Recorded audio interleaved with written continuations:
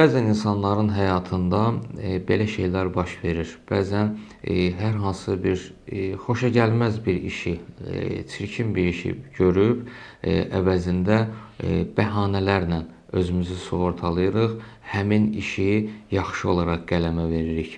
Və hətta bir addım da bundan o tərəfə keçib, bəzən çirkin bir iş görüb, onun müqabilində Allahın o gördüyümüz çirkin işə savab, xeyir, mükafat verməsini hətta ümid edirik. Amma bu tərəfini düşünmürük ki, hər nə əkəriksə, biz onu da görərik. Ondan başqa bir şey görməyək. Əgər biz bir buğda əkəriksə, təbii ki, oradan buğda çıxacaq.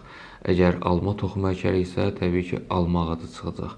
Nə buğdadan alma çıxar, nə də almadan buğda yetişər. Həzrəti Loğman, Quranda adı çəkilən və nəsihətləri ilə məşhur olan Həzrəti Loğman bir nəfərin nökəri idi, qulamı idi, bağında xidmət edirdi. Bir gün sahibi çağırdı onu. Dedi ki, get bizim ambardan küncüt toxumunu götür, apar bizim sahəmizdə ək. Və vaxtı çatanda da, yığım vaxtı çatanda da bir yerdə gedib yığarıq. Loğman gəldi, daxil oldu ambara, baxdı toxum kisələrinə, gördü ki, məsələn, buğdadır, arpadır, küncüt toxumudur, digər göyərtilərin toxumlarıdır filan.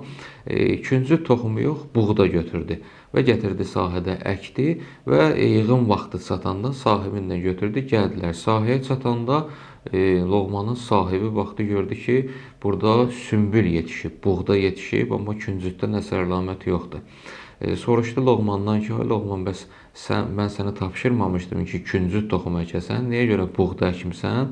Loğman cavab verdi ki, hə, küncüt tapşırmışdın, amma mən gəldim buğdanı əkdim və Allahdan istədim ki, ilahi, mən buğda əkirəm, sən bunun əvəzində küncüt bitirərsən, küncüt yetişdirərsən burada. Hələ bunu deyəndə sahibi deyir ki, sən məni ələ salmısan? Deyir, yox, ələ salmamışam, əslində bu şeyi səndən öyrənmişəm. Deyir, necə öyrənmişsən ki?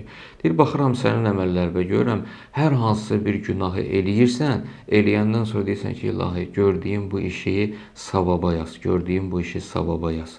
Bunu deyəndən sonra sahibi başa düşür ki, Loğman əyani surətdə buna bir mesaj ötürdü. Buna bir nəsihət verdi. Ondan sonra oturur yerə biraz düşünür, çevrilir Loğmana baxır, deyir ki, bugündən səni azad elədim, get. Sən hikmət sahibisən. Əslində sənə qul olmaq, sənə nökər olmaq, sənin xidmətində dayanmaq lazımdır. Nəinki sən nökər olasan.